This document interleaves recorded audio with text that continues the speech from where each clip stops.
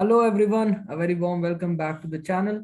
So today we have a very amazing question from the chapter of trigonometry in which we are being asked that if alpha plus beta plus gamma is equal to pi by 2, then we have to show that the following two expressions are equal. Now the time allotted for this question would be 10 minutes maximum, and ideally you should try to do it within 5 minutes. So pause the video and give the question a try yourself and then return back to have a look at the solution. So I hope you all have tried. Now let's discuss the solution itself. So the concepts and formulas that will be used here are, first of all, we should know sum to product and product to sum transformation formulas. Like sum and difference, we convert into product and product back to sum and difference, like sine A plus sine B, cos A minus cos B, sine A into sine B, all those formulas we are talking about. And tan of pi by 4 minus theta is equal to 1 minus tan theta upon 1 plus tan theta, and cos theta of course is equal to 1 minus 2 sine square theta by 2, and sine theta is equal to 2 sine theta by 2 into cos theta by 2. So these are the formulas.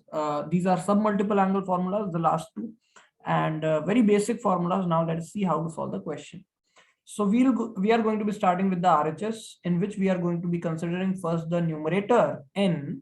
So sine alpha plus sine beta plus sine gamma minus 1. Now what we have done is we have applied the sine A plus sine B formula on these two. So we have got 2 sine alpha plus beta by 2 cos alpha minus beta by 2. Here we have taken negative sign common and we have replaced gamma by pi by 2 minus alpha plus beta. So that's what we have done, right? Now sine of pi by 2 minus theta is of course cos theta. So we have got cos of this, and 1 minus cos theta we have got 2 sine square theta by 2 using this formula, the submultiple angle formula that we just talked about. Now what we are going to do is we are going to take 2 sine alpha plus beta by 2 as common, and inside we are going to be left with cos alpha minus beta by 2 minus sine of alpha plus beta by 2. Now the thing is, we don't have a direct formula for cos x minus sine y.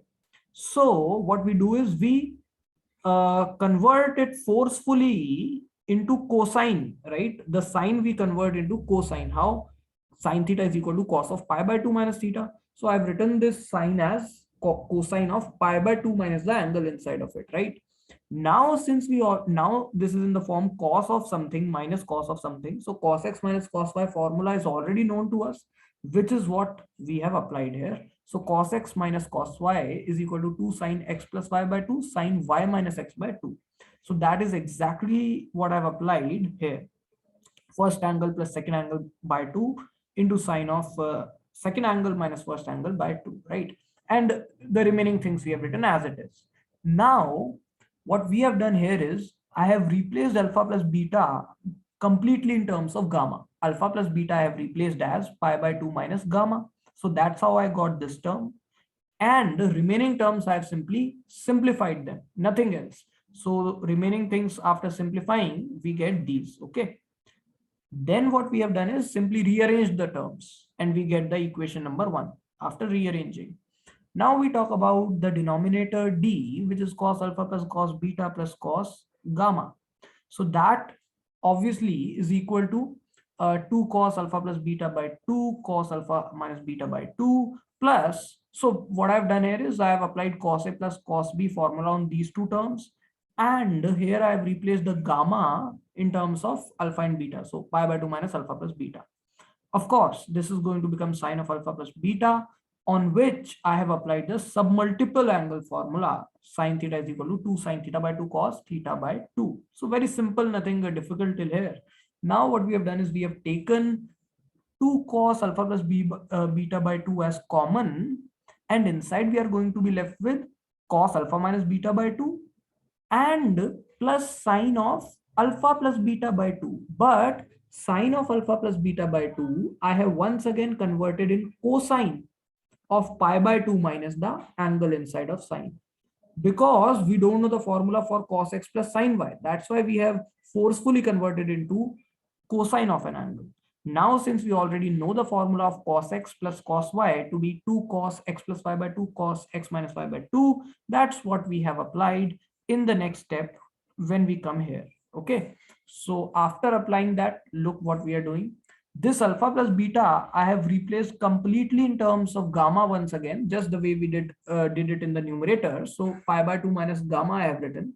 So that way we have gotten this term, and the remaining terms we have simply simplified, like canceling alpha and alpha, whatever is remaining, and simply copied them as it is. Nothing different than that. Now, after that, rearranging the terms, we get this thing. Of course, cos of theta is equal to cos of minus theta. So there's nothing to be confused about here. We have simply rearranged and used cos of minus theta is equal to cos of theta. That's how we got the second equation. RHS now would be equal to numerator by denominator, which obviously gives us this expression, tan pi by 4 minus alpha by 2, tan pi by 4 minus beta by 2, and tan pi by 4 minus gamma by 2. The reason is, when you divide first equation by second equation, 4 and 4 get cancelled, and sine upon cos gives us tan, and tan.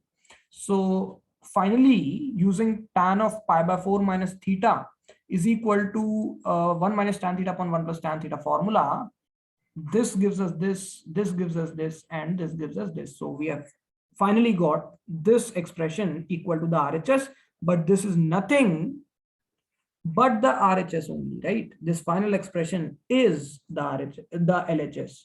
So that's how the proof is complete. So I really hope you all enjoyed watching this solution and got to learn something new, and also the application of these formulas, because this question was certainly a bit on the lengthier side. So I hope this kept you engaged for quite some time. And thank you for sticking out, sticking for so long and watching the entire video. Make sure you like the video, share, comment, subscribe, and hit the bell icon to never miss an update. And I'll see you all in the next one.